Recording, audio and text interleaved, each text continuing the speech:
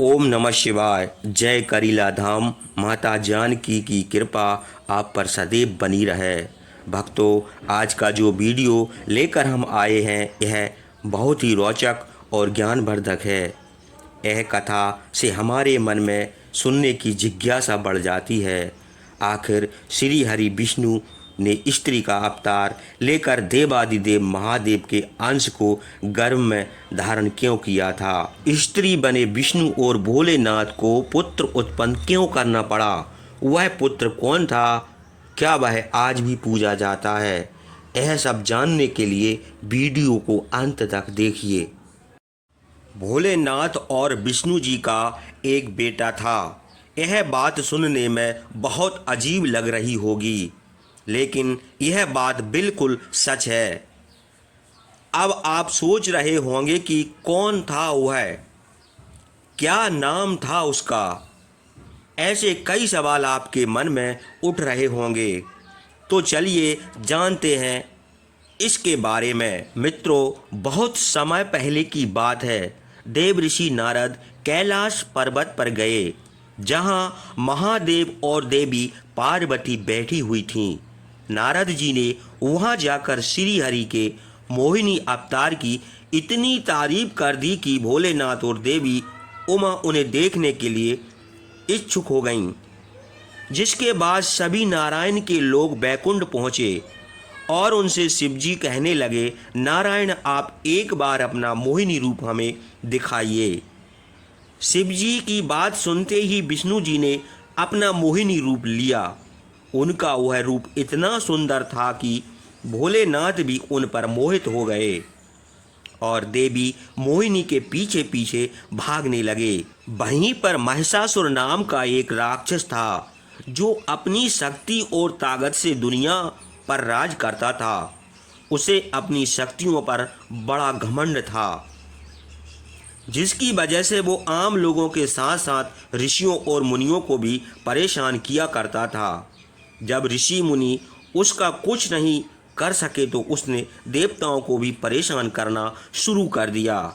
देवता परेशान होकर देवी दुर्गा के पास अपनी आप बीती सुनाने गए और महिषासुर से बचने की विनती की, जिसके बाद देवी दुर्गा ने उनकी मदद की और महिषासुर का वध कर दिया। इंसानों और देवताओं को उससे मुक्ति करवाई। लेकिन इस बात से महिषासुर की पत्नी यानी महिषा को बहुत दुख हुआ। उसने देवताओं से बदला लेने की ठान ली। इसके लिए उसने बहुत सालों तक भगवान ब्रह्मा की कठोर तपस्या की, जिससे ब्रह्मा जी काफ़ी खुश हुए और महिषी को वरदान देने के लिए तैयार हो गए। महिषी ने भगवान से अमर होने का वरदान मांगा, लेकिन ब्रह्मदेव ने उसे यह वरदान देने से मना कर दिया और बदले में दूसरा वरदान मांगने को कहा। इस बार महिषी ने अपना दिमाग का इस्तेमाल कर एक दूसरा वरदान सोचा और कहा, मैं चाहती हूँ कि मेरी मौत सिर्फ महादेव और नारायण के बेटे के हाथों हो। दरअसल महिषी सोच रही थी कि विष्णु जी और महादेव की संतान होना असंभव है। इस तरह से कभी कोई मुझको मार नहीं सकेगा। लेकिन वो ईश्वर की लीला भूल गई थी। मित्रों, जब उसके पति महिषासुर और हिरण्यकश्यप जैसे महाशक्तिशाली राक्षसों का वध हो सकता है, तो वो कैसे बच सकती है?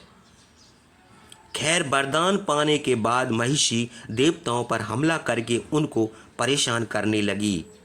सभी देवता अपने जीवन को बचाने के लिए अर्जी लेकर इस बार विष्णु जी के पास पहुँचे और उन्होंने वरदान वाली पूरी बात बताई कि कैसे महिषी ने एक तरह से अमर होने का वरदान मांगा है, क्योंकि उसे पता है कि आपकी और शिवजी की संतान होना मुमकिन नहीं है। अब ये सुनकर भगवान नारायण मंद मंद मुस्कुराने लगे। उन्होंने नारद जी को बुलाया और कहा, मेरे मोहिनी रूप की तारीफ महादेव के सामने करो, ताकि मुझे वो उस रूप में देखना चाहें।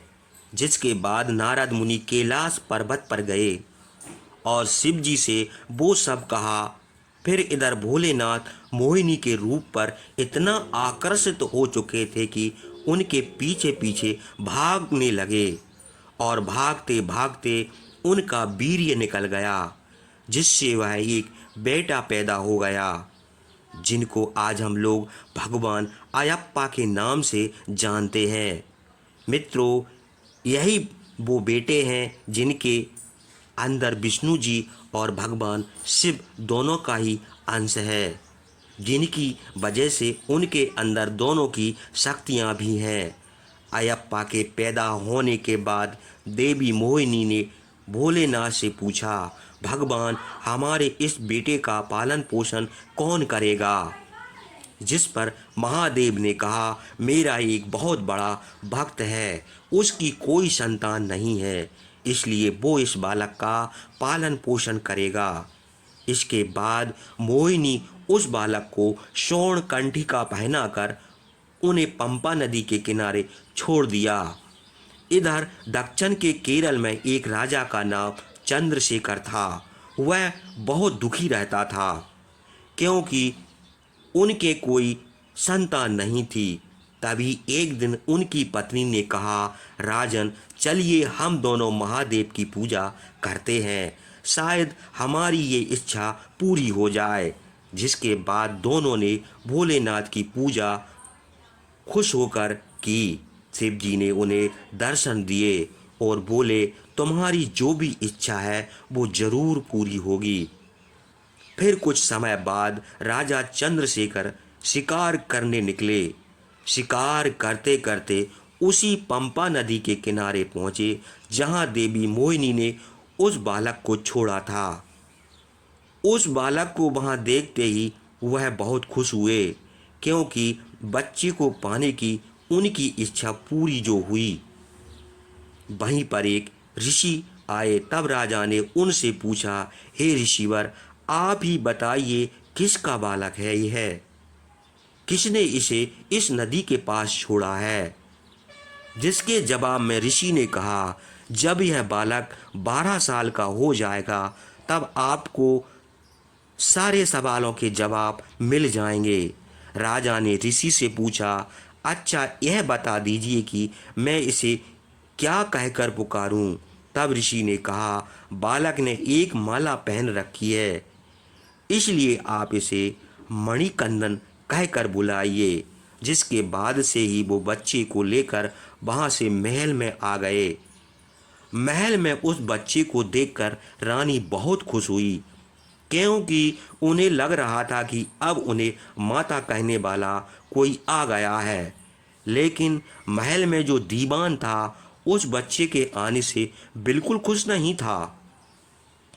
उसे लग रहा था कि अब राजा की बाद उनकी राजगद्दी तो इस बच्चे के हाथों में ही जाएगी।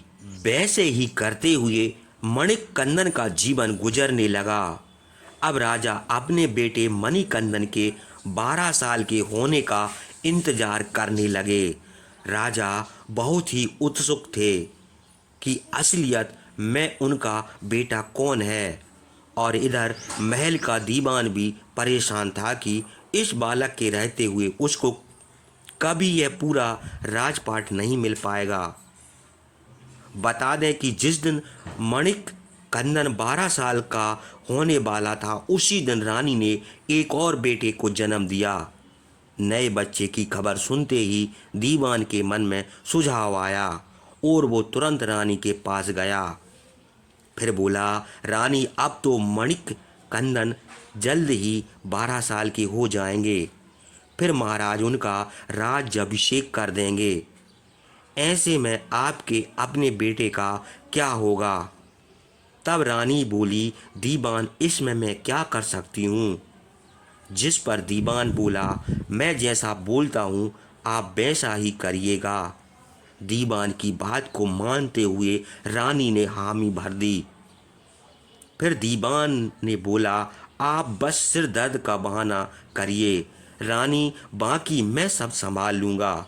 जिसके बाद दीवान एक वैद्य के पास गया और उससे कहा, तुम राजा से कहना रानी का सर दर्द बहुत ज़ोर से हो रहा है और उनका यह दर्द केवल बाघिन के दूध से ही सही होगा। इधर दीवान के कहने से रानी ने ठीक वैसा ही किया और जब राजा आए तो उन्होंने तुरंत वैद्य को बुलवाया, जिसके बाद वैद्य महल में आया और उसने दीवान के कहने पर राजा से कहा, महाराज महारानी तभी ठीक होंगी जब उन्हें बाघिन का दूध मिल जाएगा। उनकी तबीयत में तभी सुधार होगा। वैद्य से यह उपाय सुनते ही राजा परेशान हो गए कि कौन लाएगा अब जंगल से बाघिन का दूध। जिसके बाद उन्हें कई सैनिकों को दूध लेने के लिए भेज दिया, लेकिन कोई भी सैनिक बाघिन का दूध नहीं ला पाया। अब राजा इस बात से बहुत परेशान थे।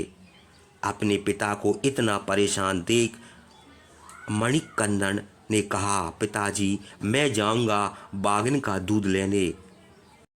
तब राजा ने कहा, बेटा अभी तो तुम बहुत छोटे हो, तुम कैसे यह काम कर पाओगे। जिस पर राजकुमार मणिकंदन ने कहा, पिताजी देखिए माता की तबीयत बहुत बिगड़ती जा रही है, इसलिए मुझे माता के लिए यह काम करने दीजिए। मणिकंदन के बार बार कहने पर दोस्तों राजा चंद्रशेखर ने उन्हें जाने दिया। जिसके बाद मणिकंदन जंगल गए। बाघिन की तलाश करते हुए वह महिषासुर की पत्नी महिषा की गुफा के पास पहुंच गए। तब महिषा के कुछ सेवकों ने मणिकंदन को देख लिया और यह बात जाकर अपनी रानी महिषी को बता दी। खबर मिलते ही महिषी मणिकंदन को मारने के लिए पहुंच गई, जिसके बाद दोनों में बहुत भयानक लड़ाई छिड़ गई। उस लड़ाई में मणिकंदन ने महिषी को मौत के घाट उतार दिया। जैसे ही महिषी मारी गई वैसे ही वहां पर सभी देवता प्रकट हो गए। लेकिन देवराज इंद्र ने कहा, मैं आपके साथ बाघन बनकर आपके राज चलता हूँ। तब सभी देवता ने बाघ का रूप ले लिया और मणिकंदन उनकी पीठ पर सवार होकर अपने राज दोबारा लौट गए। जब वह बाघ पर सवार होकर लौट रहे तभी रास्ते में लोग डर के मारे इधर उधर भागने लगे। उन्हीं में से एक आदमी भागा भागा राजमहल पहुंचा और राजा को बताया, महाराज मणिकंदन बाघ की टोली के साथ वापस लौट रहे हैं। यह सुनते ही राजा को ध्यान आया कि आज मणिकंदन 12 साल के हो जाएंगे। आज मुझे उसके बारे में सब कुछ पता चल जाएगा। तभी वहाँ पर एक चमत्कारी रोशनी आई और उसमें आवाज़ आई, मणिकंदन कोई आम बालक नहीं है, बल्कि वो महादेव और विष्णु जी की संतान है। इतना कहते ही मित्रों वो रोशनी कहीं गायब हो गई और वहाँ पर तब तक मणिकंदन बाघ की टोली के साथ पहुँच गए। फिर राजा मणिकंदन से यह विनती की, इन बाघों को हटा दीजिए, राज के लोग इनसे डर रहे हैं। जिसके बाद सभी देवता अपने असली रूप में आ गए और वहाँ से चले गए। फिर राजा ने मणिकंदन से कहा, आपके जंगल जाते ही मैंने दीवान और रानी की सारी बातें सुन ली थीं। मैं इन्हें अभी सजा देता हूँ। पिता की बात सुनकर मणिकंदन ने कहा, पिताजी इन्हें माफ़ कर दीजिए, इनकी वजह से मैंने महिषी को मार दिया है। इन्हीं दोनों की वजह से मेरा काम जल्दी पूरा हुआ है। अब मेरा काम पूरा हुआ, मैं यहाँ धरती पर अब नहीं रुक सकता। जिसके बाद राजा ने कहा, हे भगवान, मैं चाहता हूँ अपने राज्य में आपके नाम का एक मंदिर बनवाऊँ। आप ही बताइए वह मंदिर कहाँ हो सकता है, किस नाम से जाना जाएगा।